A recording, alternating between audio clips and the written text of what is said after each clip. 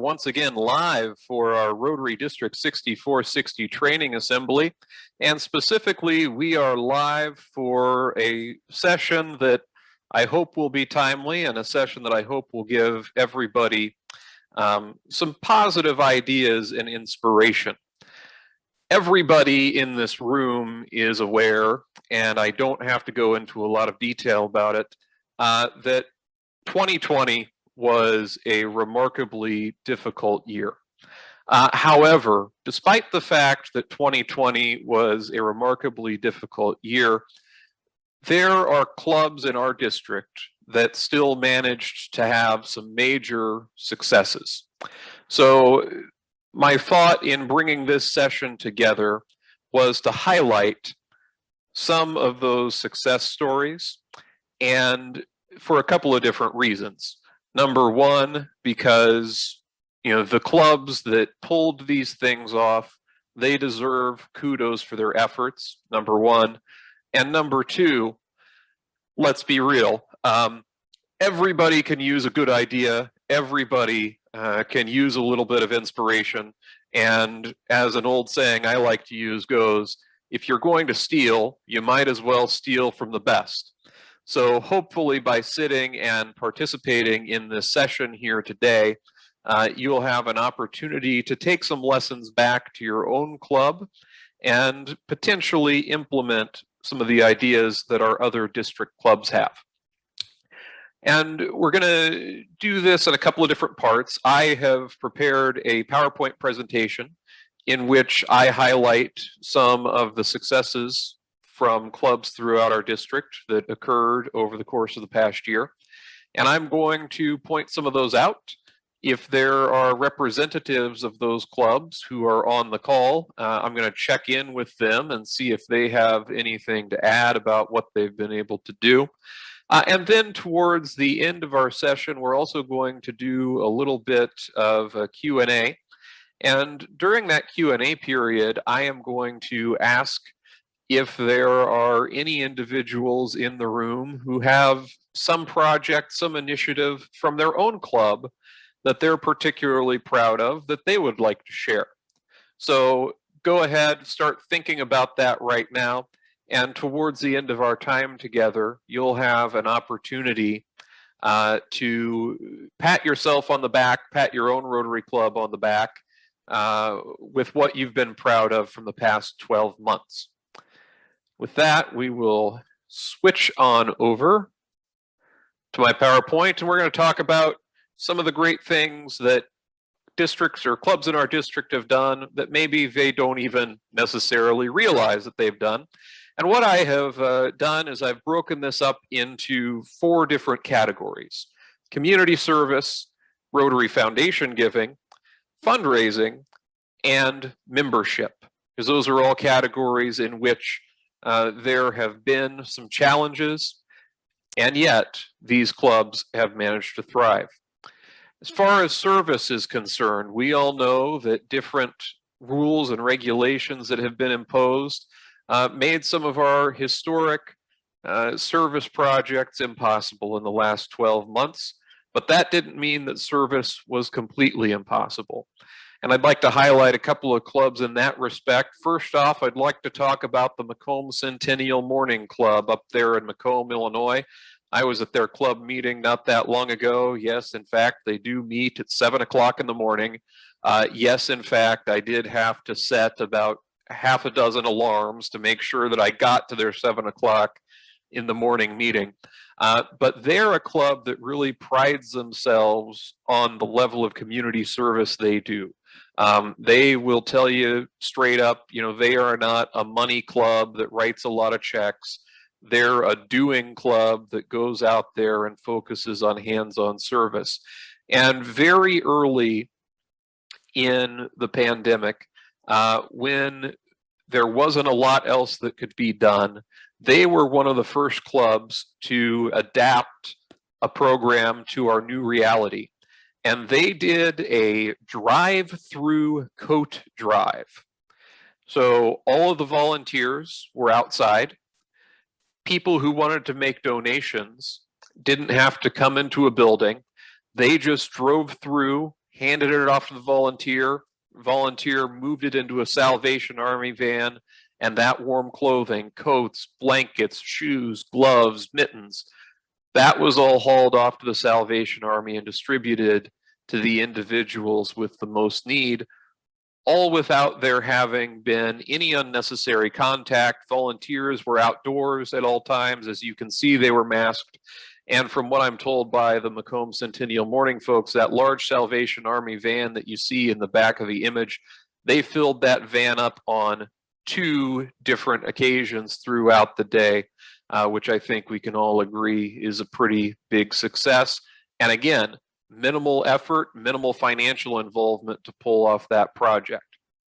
And everybody's masked and everybody's at an appropriate distance.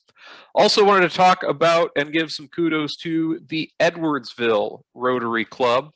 And even though I've got a picture up of Edwardsville, Rotary Club of Pike County also did the exact same project. They both partnered with an organization, and I referred to this in the opening session, called Sleep in Heavenly Peace.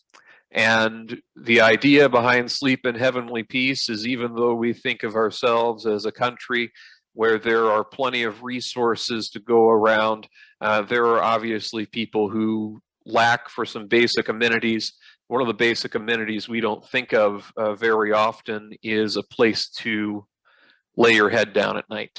And Sleep in Heavenly Peace is an organization that is devoted to providing beds, usually bunk beds, to children that otherwise do not have a place to sleep. So both the Rotary Club of Edwardsville and the Rotary Club of Pike County organized work days with Sleep in Heavenly Peace, where their members could work on building those beds, and then the Sleep in Heavenly Peace organization delivered them as necessary as they became aware of individuals who were in need of those. And as you can see from the image on the screen, again, everybody's appropriately masked. It's a large warehouse sort of environment where the build is occurring, which gives plenty of opportunity to spread out as needed, and again allows for that distancing. I know we've got a couple of representatives from those clubs, Edwardsville and Pike County, on the line. I see, just first person I see is Sheila Davidsmeyer from Pike County. Sheila, you have anything you want to say about that project? It was a great project to participate in, and I am one of those individuals who I have no gifts at all in carpentry. That my husband is my go-to for that, so I was able to participate also and be helpful in that. So anyone can participate in this type of build bed event. It was a lot of fun, and we had a lot of engagement, not just from our club members, but we also had some other local businesses. The hospital had some volunteers that helped with that event. So we partnered with several different individuals on that event, as well as businesses in the area. So it was a great event. And correct me if I'm wrong, did you also have the John Wood College Rotaract Club out there with you? We did. The Rotaractors were involved as well. And even in this period of time, and Diane just mentioned, Diane's on with us too. She leads our Rotaractor Club out at John Wood. And so it was great to have them involved. And we have been able to deliver even a few beds in my year of presidency this year. And so we're still distributing beds in Pike County. Perfect. Glad to hear that.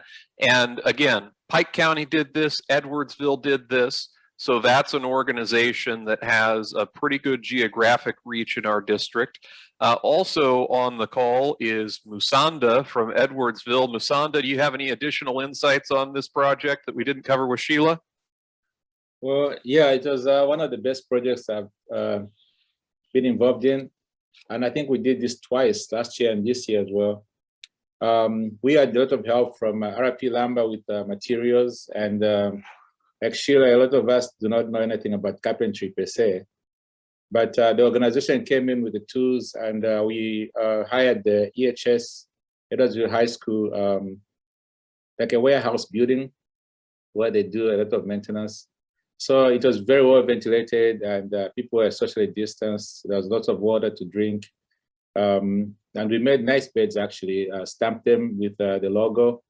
And right after that, they were transported to Granite City to some families. So we actually have some video about that, which I can send to the district at some point if you need it. That'd be great. We'd love to see that. And Julie Plattner from Pike County mentioned in the chat, I referenced the Rotaract Club. They also had their Pike County Interact Club involved as well. And keep in mind, opening session, I said one of the things I really want to emphasize for the coming year is re-engaging those youth programs. So this is a great sort of hands-on project. And anytime you're doing a hands-on project that you need a strong back for, I would encourage you to reach out to your Rotaract and Interact clubs as well. So those are the clubs and the projects I wanted to highlight in terms of service. Let's also talk a little bit about giving to the Rotary Foundation. If you were in the last two sessions in this room, you heard from Brian Barstead and you heard from Bonnie Stiles about why that's important. And in addition to not being able to physically gather like we've been able to, there are individuals who have had some real financial setbacks this year. But fortunately, there are groups that have still managed to make sure that their gifts to the Rotary Foundation are significant and that they are impactful. The first club that I wanted to give some kudos to in that regard is the Rotary Club of Galesburg.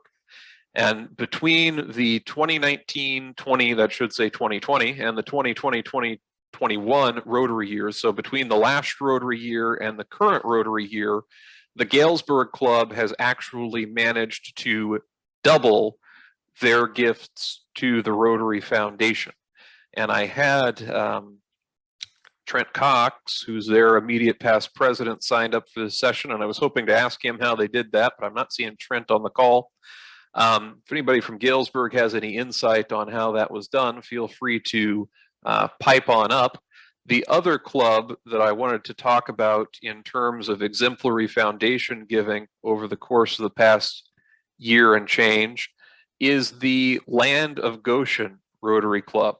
And despite everything that is going on in the world right now, the Land of Goshen has given to the Rotary Foundation during the current Rotary year, actually the annual fund of the Rotary Foundation, they have managed to give 10 times what they gave in the prior Rotary year, despite economic downturn. And they have managed to do that, I'm sure, through communicating the importance of the Rotary Foundation. Their current president, Garish, is on the line. And Garish, if you'd like to chime in, feel free to let us know, but certainly do know that our district appreciates everything that you have been doing in that regard.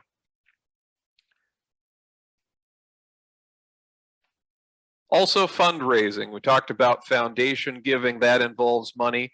And if service was impacted because people couldn't gather, and if foundation giving was impacted because people didn't have a lot of money, fundraising really got the double whammy, right? Because a lot of people's fundraisers involve gathering. A lot of people's fundraisers, well, hopefully all of people's fundraisers involve contributions of money. And without either one of those things, you could find yourself in a fundraising bind. But let me talk about two clubs who bucked that trend. The first one is the Rotary Club of Kiwani. And the major fundraiser of the Rotary Club of Kiwani every year is a quarter auction. Normally what they do is they gather at a central location, a restaurant, a convention center, and they have their quarter auction. They get donations from local businesses as far as auction items are concerned, and they put those on the auction block. Well, and this was early in the pandemic. As I recall, this was April of last year. The Rotary Club at Kiwani said to themselves, we need the money that our quarter auction generates. We cannot afford to not have this fundraiser. So they adapted, and they adapted very quickly, and they essentially turned their historic quarter auction into an online event, almost like a telethon. You know, think back to the old days of Jerry Lewis, except instead of doing things over the television, they were doing things via Facebook Live. So you can see in the image, these two ladies from the Kiwani Rotary Club are set up just in front of a very basic webcam. You can see their Facebook stream, and they were able to develop a system in which the quarter auction bidders bid online, and they got to watch these items be auctioned off in real time. And from what I am told, the event wound up being pretty well just as successful as it ever had been in person. Also, not to promote my own club too much, but I do have to give some kudos to the Rotary Club of Jacksonville. One of the things that we do in Jacksonville every year, and have for the last, I believe, 15 years, is we have a Valentine's Day dinner dance as a fundraiser. Obviously, we were not going to be able to do that this year. So what we did is we, much like the Rotary Club of Kiwani, we moved the event online. And if there's one item, you know, as far as online fundraising is concerned, that I would encourage everybody to look at, and this is not paid promotion, I would encourage everybody to look at a service called StreamYard, StreamYard, because StreamYard makes it very easy to host an online event. And basically, you know, what you did is you went to the StreamYard website, and once there, you watched basically a live feed that came out of Alan Stair's bedroom. A lot of people on the call know Alan. He's the gentleman on the left in that photo. Watched a live stream. Alan was able to act as our host and MC. We retained the services of a local musician who's actually a young man who'd previously received a scholarship from our club towards his college education.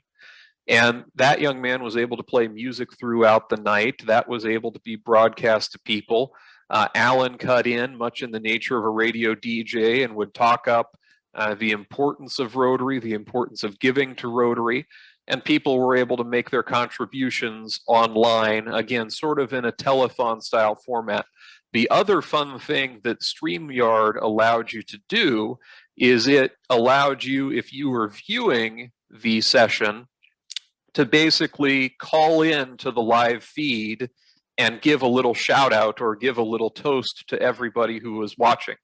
And that's what this image depicts. So if on the right-hand side there, you'll see one of our newest members, that's Alberta Robinson. And Alberta was able to call in, say hello to the Rotary Club in exchange for a small contribution to the cause. And she was even able to get her cat to wave at everybody. And who doesn't like a good cat cameo during an online event? So that's fundraising. Also, membership. I mentioned in the opening session that, you know, our membership in the district has been down pretty consistently over the last several years. Unfortunately, this past year was no exception, but there are clubs out there who are bucking the trend, and I want to talk a little bit about those who are and maybe get some feedback from them. And these are membership statistics for the current Rotary year, the 2020 to 2021 Rotary year. And first club I'd like to shout out is the Rotary Club of Rushville, Illinois. For those of you who don't know, which is probably most of you, the Rushville Club during this pandemic year has managed to bring their membership up 14% year to date. And we've got the president-elect of the Rushville Club, Sarah Rust, on the call. Sarah, what are you guys doing in Rushville? For a lot of it, we just, every year we always say, hey, we got to work on membership again. And we have several members who went out and got to the new people that had moved into town and say, hey, come visit. Come to one of our meetings that we did have in that little break between the two shutdowns. a lot of them then went out to actually family members who had never heard of Rotary before because they were new members. So between those two things, that's how we got our membership up.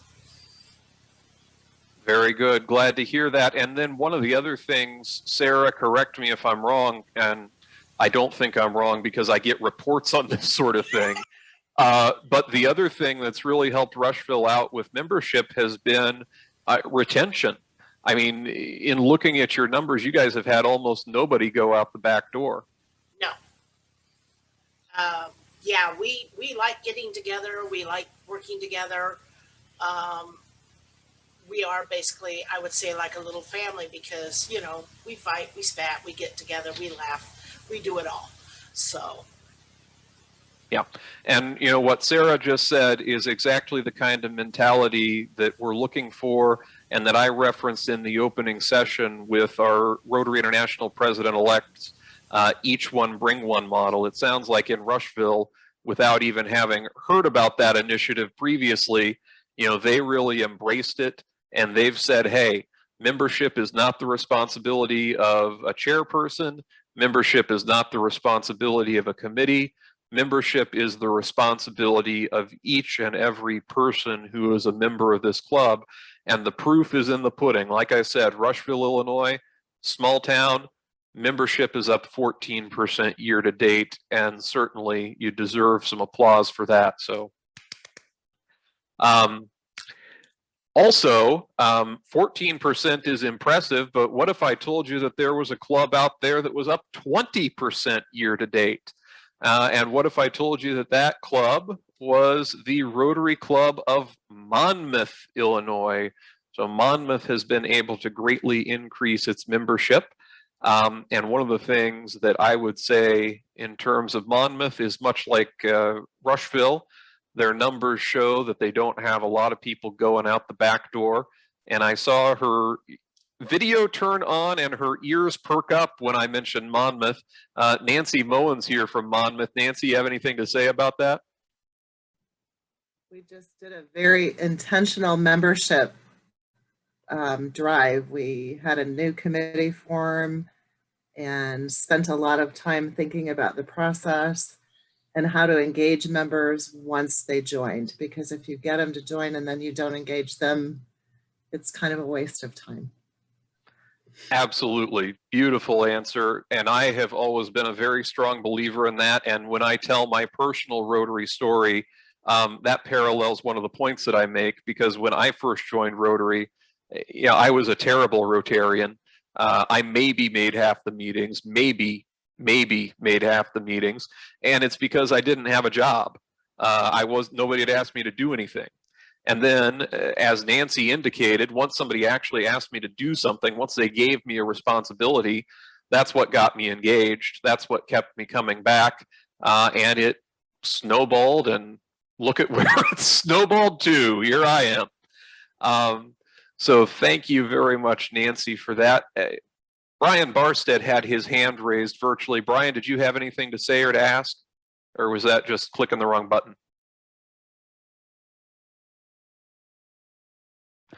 Brian's not saying anything, which leads me to believe he didn't have anything to say.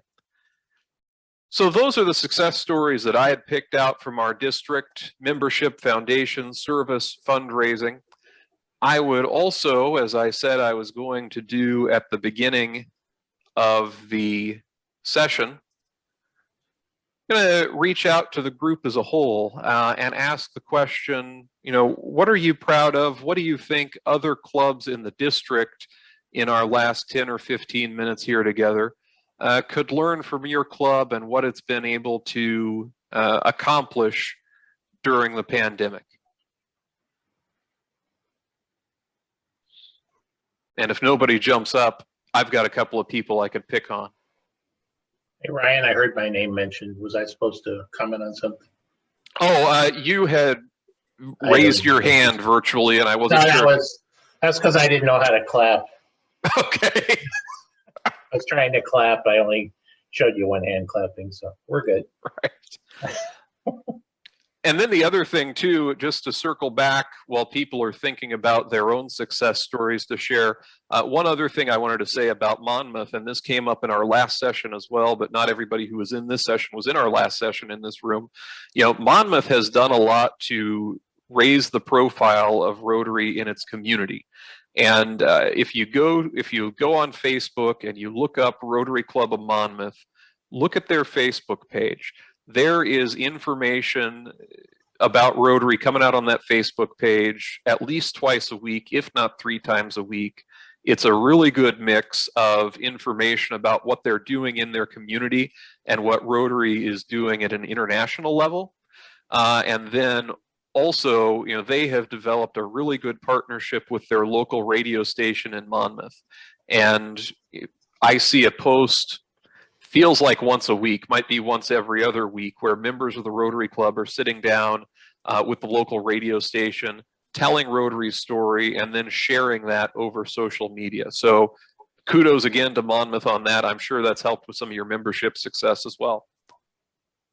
Credit Amber Wood on that. I will 100% credit Amber Wood on that. I don't think Amber's in the room for this session, but she was around earlier, and Amber seems to have been a real asset for you guys since she showed up.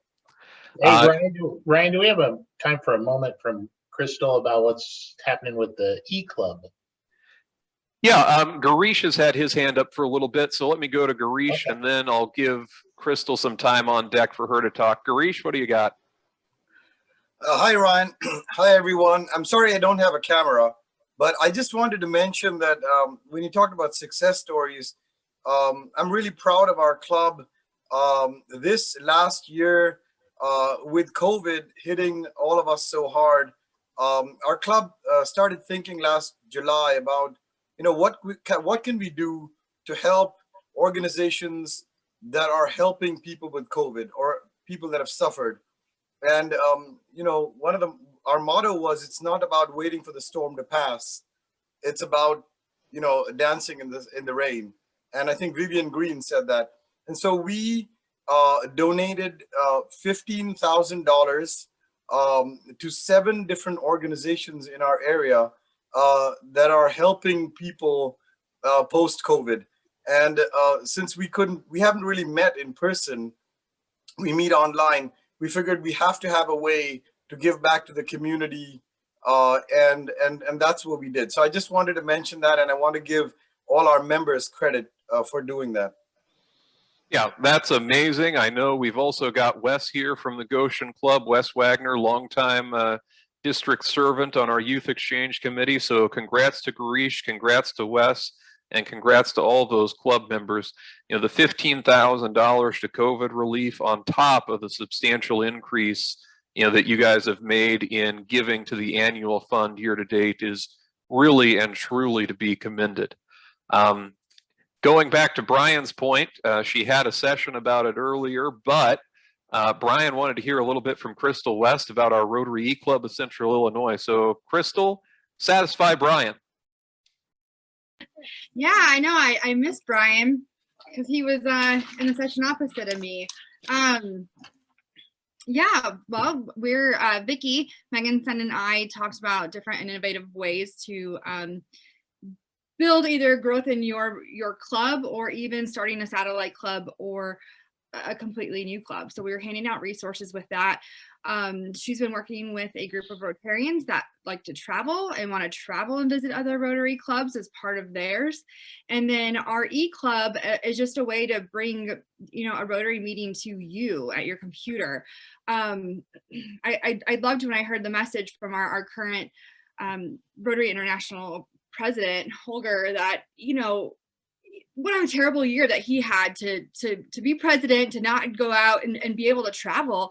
But yet he turned it around and he was the first president to visit the most clubs in ever. I mean, that's crazy cool. So being able to get on virtual meetings, I've been able to visit with more clubs. I've been able to visit international clubs and more speakers. And so we really want to turn that into an opportunity where we can help find Rotary homes, because I hear that a lot. I've been hearing that over the last year. If someone has to leave the club because of moving, you know, they don't want to lose their Rotary home. And so we just wanted to build one with your computer. Come visit us, you know, twice a month. And then we will be having traveling socials. That way we can get our families together and meet, because we're trying to manage the kids and other things, and sometimes it's hard to break away for lunch. So we're just opening doors to more opportunities and increasing our membership overall. Yeah, and I love the way that you put it there, Rotary homes, right?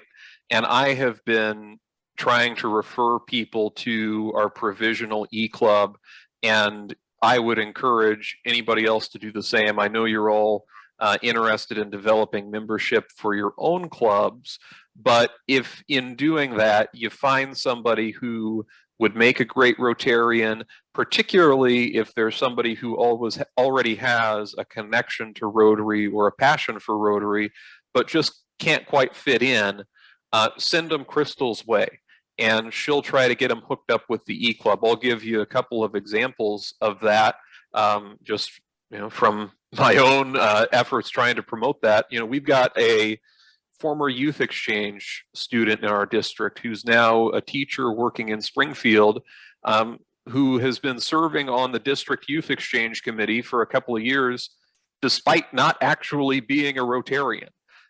So when we were going to start up this e-club, which is something that fits into a teacher's schedule better, and this is a younger person too, so the financial commitment isn't as high. I said to Emily, I said, hey, talk to Crystal about this e-club, and boom, she's hit the ground running and she's become a great asset to that group. Similar thing, a personal friend of mine who was a member of one of our outbound group study exchange teams many years ago. Well, not many years ago, we're talking about like 2013, but it's getting longer and longer ago every day, right? Because of her schedule and personal life, had difficulty finding that Rotary home that Crystal talked about, but was still very grateful to Rotary from that GSE experience. Gave her information about the e-club. Bam, she's also become a core part of that group. So as you run across those people. And her husband. And her husband. I forgot about the husband. We yes. have a lot of couples because we know that having a 6 o'clock, 6:30 meeting in the evening is around dinner time. So it's nice that the family sits around the dinner table and they have their Zoom up, and we have about three married couples that are part of our club right now. So yeah.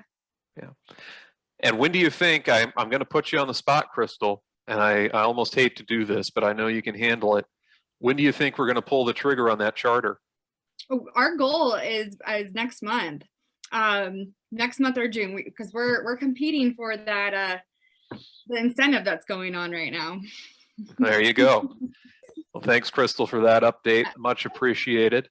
Anybody else have anything that they'd like to share about their club and the successes they've had in the last year?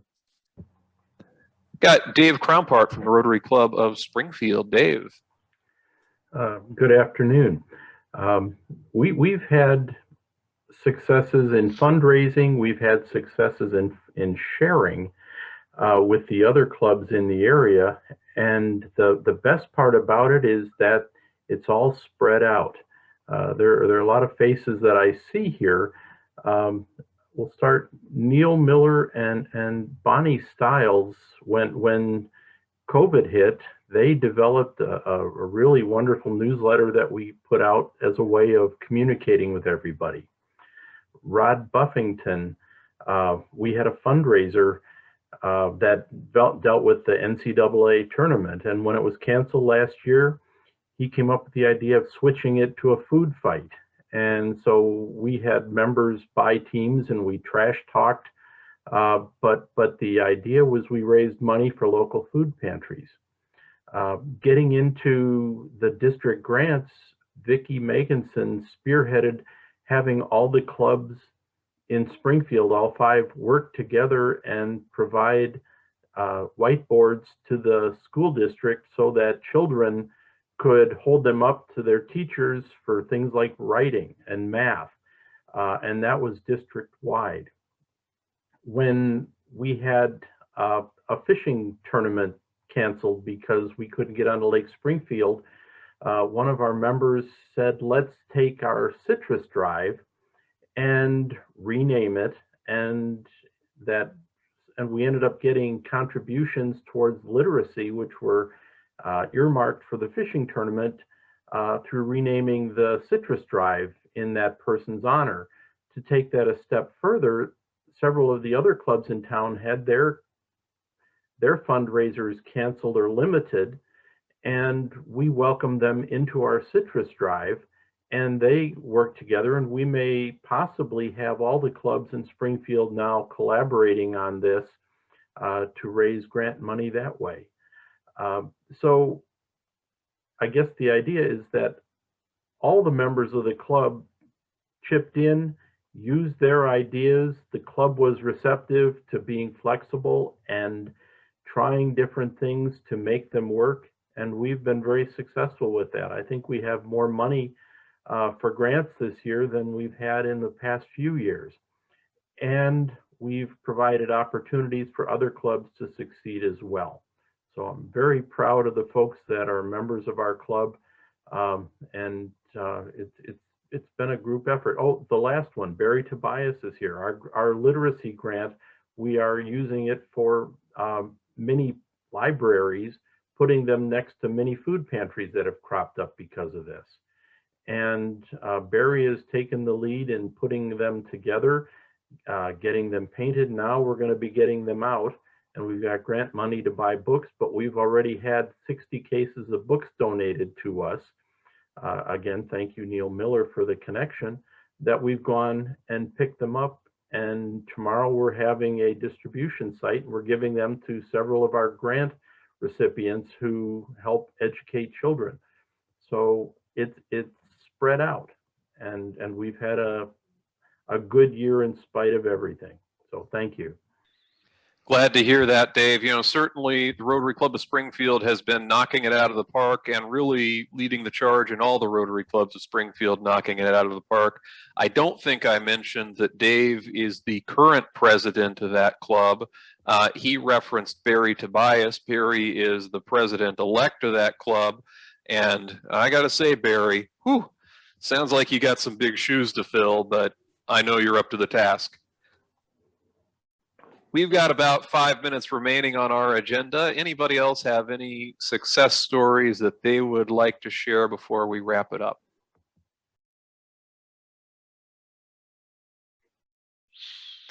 Seeing nobody jumping to the fore, I will go ahead and I will let you know. Actually, one more note on Springfield. Steve Hopper, past district governor and coordinator of our Heart to Heart project, is noted in the chat that all 5 of those Rotary clubs from Springfield also came together and made a joint contribution to the Computers for Progress project, which is one of our Heart to Heart initiatives for this year. So very well done, Springfield, in that respect as well. So I just, yes. Our club contributed as well. Very good. Thank you for that, Musanda and Edwardsville. Steve. Maybe I can just add that we had 14 Rotary clubs that donated towards this project. We had 10 individual Rotarians, and altogether we've been able to meet our goal of $10,775. And there are a lot of people who were involved in making that happen. And we came together. It was very difficult to fundraise, I thought, during the COVID situation. But boy, several of our clubs and members came together, and as a result, we'll have 3 middle schools in Yucatan at the Progreso town in Yucatan, Mexico, equipped with new computers this fall when the students come back to school. So thanks to everybody, and that's one other example, I guess, of how we've come together in Rotary during a difficult period to do some good in the world. So thank you. Absolutely. And thank you, Steve, for your leadership on that. Everybody came to the table with the money, but it doesn't happen without somebody leading the charge. And Steve is more than qualified to do that and has really shown at this time. So, Ryan? Yes. Can I thank everybody for helping with the literacy drive in December throughout the region and throughout our district? We appreciate it. We raised $10,000 for literacy, and we gave out several grants at the district conference. So I just want to thank everybody who participated in lack of the baseball game who supported our literacy program. Thank you. Yes, thank you, Rod. And that's another great point to make. You know, we normally sell tickets to support that program. Probably, I'm guessing the majority of the people who buy tickets don't even realize they're supporting literacy necessarily. But when the need for literacy was made known, as Rod said, we still came up with $10,000 for what were essentially just straight cash contributions from individuals in our district who wanted to see that program go forward. And we did get that out to everybody. So with all that said, I would like to thank everybody for their time and their attention. You know, I mentioned in our opening session that one of my goals for this year is to hopefully have a lot more collaboration among clubs in our district. You know, geography is now a lot less of a boundary than it has ever been before. And we are a unified group, or we ought to be a unified group, and there's nothing that should stop, you know, somebody in Galesburg from picking up the phone and calling somebody in Edwardsville if they think it would help solve a problem. Hopefully this session showed you where some of those successes are, showed you where some of those resources are. You know, if you've got an initiative, you want to raise more money for the Rotary Foundation, you know, you realize that, hey, they really knocked that out in the land of Goshen this past year. Maybe you'll call Garish or you'll call Wes and you'll talk to him about it. Maybe you really liked one of the service projects you saw mentioned, and you'll pick up the phone and you'll call somebody about that. So again, your resources are all around you, and Rotarians, in my opinion and experience, always rise to the occasion, and definitely rose to the occasion during 2020, despite some very adverse circumstances. I thank you for that service. With that said, that will conclude our Foundation Success Stories program. Up next on the agenda